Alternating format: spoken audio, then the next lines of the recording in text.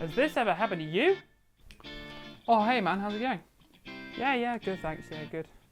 So, you playing fantasy this season? Yeah, I am actually. I'm actually so excited for Chelsea now.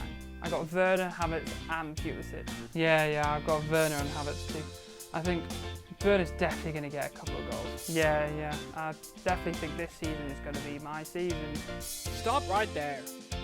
Hi, I'm FPL Fred, and with these simple steps, I can get you back to being that underachieving FPL player that's definitely not going to win your Works Mini League. Step 1. Just keep thinking that exciting new FPL players equals FPL points and enjoyment. You haven't seen these players play once, yet you looked up his highlights on YouTube and you believe without a doubt he's going to be the German Messi of the Premier League. Get him in the team. Step 2. Just keep reading those batshit crazy threads on FPL Twitter. This can include threads on how players with birthdays in June are more likely to have a higher XG than those in any other month. And with 6 million players, there's absolutely no chance you're getting anywhere near the top. Follow these simple rules and there is a 100% chance that you're going to stop checking your terrible team by game week 10. Call today and receive a terrible goalkeeper transfer in game week 3, as well as reassurance that thinking that Salah is non-essential because you can easily spread the funds around for a better point spread.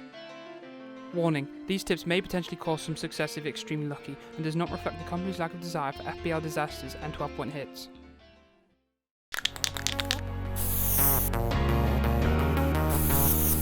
So on this YouTube video, we'll be looking at the past 2 game weeks about how certain teams have done, certain teams you should look out for, and certain teams you should target in your FPL fixtures coming up. We'll also be looking at some teams that might be going under the radar, especially certain players that might be getting transferred out right now, but you should definitely be holding, or some players you should be definitely thinking about getting rid of because they've just not been performing very well. So let's take a look at game week 1. So game week 1 kicked off with Arsenal v Fulham, and bloody hell did Fulham look absolutely terrible. Arsenal on the other hand looked really great. Willian just came in, just started working like he'd been there for ages. Fulham on the other hand looked like they're going to recreate their Premier League start like they did a couple of seasons ago. So definitely looking at Fulham as a target for any of your players that you want to maximise your points on in the future. We've got Crystal Palace v Southampton. Crystal Palace look really solid. Zaha looks like he's back to his best. He looks like he's quit sulking and he's actually back to playing football again. Southampton on the other hand didn't look too great. Only until the last 10 minutes when they had a couple of chances that they looked like they were really going to get back into it, but they didn't in the end. But Crystal Palace looked really good. Eze looks like a really dangerous prospect. I think he's 5 million, but a bit out of the price bracket. Don't think he's going to get many goals and assists, but Zaha looks like a really good challenger for that 7 mil spot, so really got to look out for him. And we've got one of the most exciting games of the day, which was Liverpool v Leeds, which is a 4-3, which flattered Leeds, I think. I mean, they did play really well, but their defence and Liverpool's defence were they're absolutely shocking this game. But I mean, Leeds had given away 2 stupid penalties, and then so that's when Salah just came in and scored them both. And Liverpool defence have no idea what Virgil was doing at the back to give away that goal to Leeds, and they looked really rusty. I'm sure that Liverpool defence looks like it's going to be, back to its best sometime soon. That's kind of what happened last season. Liverpool went on this run of just conceding every single game, so then everybody got rid of their defenders, and then they just had a consecutive clean sheet of 13, 14 fixtures. So, there could potentially be some rustiness in the Liverpool defence, so wouldn't blame you if it went out right now, but definitely advise to keep later on in the season. And then we've got West Ham v Newcastle. God, West Ham look absolutely terrible. There's just a giant grey cloud hanging over the club right now, and I'm not too surprised that they're losing to Newcastle at home. And God, the first game back for West Ham just must have felt like everything was hanging over. Their owners are just awful as well. So yeah, it wasn't a great match. Newcastle looked good, but I think, again, it was just West Ham flattering them. And there's a lot of flatters in this first game week, and there's probably going to be a lot more as the season continues. Moving on to Sunday, we have Leicester v West Brom. God, I've got Jamie Vardy in my FPL team, and bloody hell did I not feel lucky. Vardy looked like he was even in the game at some point. I didn't even realise. I thought he'd been subbed off sometimes. I was like, oh, God, what's happened to Vardy? He's been injured. Nope, he's just there, just hanging around. He got very lucky on the 2 penalties.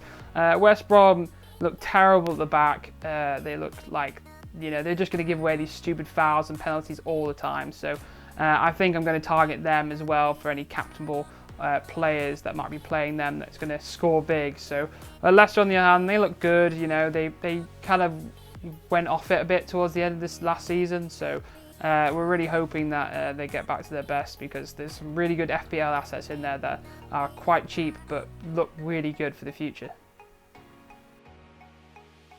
Then we got Spurs v Everton. Spurs looked terrible that game week, but Everton looked good. I think Spurs made Everton look good, made them look a lot better than they actually were. Everton gave away some really stupid chances at the beginning. Tottenham failed to capitulate Everton in the first half, which normally happens to Everton. They just get a couple goals scored against them and then they just completely drop off. And Tottenham had those chances with Son, Kane and Ali, but they just scuffed every single one of them, and Pickford made a couple of good saves. So because they didn't get that, Everton then started getting more into the game, and the Calvert-Lewin header from that free kick, that put an end to Spurs. So Everton looked good, Spurs don't look so good, but obviously spoilers, Spurs look very good in the next game week, so I wouldn't say anything about Spurs assets just yet. They're a bit up in the air. And then we have Sheffield United versus Wolves. Sheffield without Dean Henderson, their defence, you just don't want to get involved with them, I don't think. They just don't look like the same. I think people are really undervalued. No, they do overvalue Dean Henderson. Everyone knew how great he was as a keeper, but they thought that the defence was part of that as well. But Dean Henderson has kept them from conceding so many times, and it just makes the defence look even better than it did. And to be fair, the defence last season was really good, but I think if it's missing that key part of the goalkeeper, who's making these spectacular saves, then they're just going to concede a lot more and people aren't going to pay as much attention to them. Wolves, on the other hand, looked absolutely amazing. They look like they're just, continuing this role and this push for Europe that they're doing. Their assets look absolutely fantastic in the next coming weeks because they've got really great fixtures. So that's definitely looking like a potential wildcard into Wolves assets, for game week 3 and onwards. And finally, we have Brighton v Chelsea. God, I was looking forward to this match. I was really looking forward to seeing the new Chelsea, but God, they did disappoint. Kai Havertz, obviously he's really young. He's like 19 or something like that, but it's just the fee that he got. Any sort of person that gets brought in for 72 million, and you're 19 years old to the Premier League, you're just gonna think this player is going to be the next Messi, it's going to be the next Ronaldo, and you just put all this expectation on them. And then what Kai did, and even if you're nervous, I still don't think he performed as badly as Kai did on that. But anyway, just probably because he was played out of position, I think, by Frank a couple of times. And Ruben Loftus-Cheek was kind of taking up some positions that he would normally occupy. It just was a bit weird. Obviously, that gets corrected next game week. But right now, Kai didn't look that great. Werner missed a couple of good chances.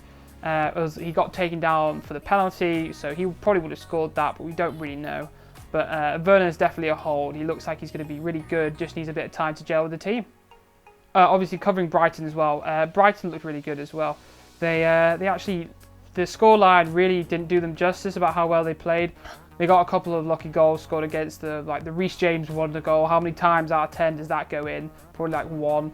And then you got Brighton, who performed really well but only got 1 goal and could have had a couple more, but they're missing that final, that final edge in the goal. So I think that their assets look good. It's just, how many goals are they really going to get? It doesn't really look like they're going to score a lot, but they're good defensive assets. Lamptey looks absolutely amazing, really good prospect, and 4.5, but let's just hope he doesn't get dragged off every game at 59 minutes. The FPL manager's absolute nightmare.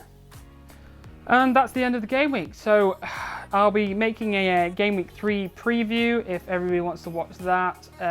Maybe make some other videos. I'm just going to maybe start the skits as well. I really hope you enjoy the skit. It was really stupid to make, a stupid long time to make as well. I'm just kind of getting used to all the filming stuff and figuring out what's going to be funny and what's not. When you watch something back 17 times, you just think, is that funny? You don't know. Obviously, you can only base it based on your reaction, your opinion. So please leave a comment down below. Tell me what you think. Tell me how I can improve. Tell me what you liked about it. I'd be really appreciative if you could do that. And I'll look forward to seeing you guys next week, or maybe sooner, who knows. So thanks so much, guys, and I really appreciate you watching the video. Don't forget to subscribe. There's definitely going to be more content coming your way, and I'll see you guys later. See you later, guys.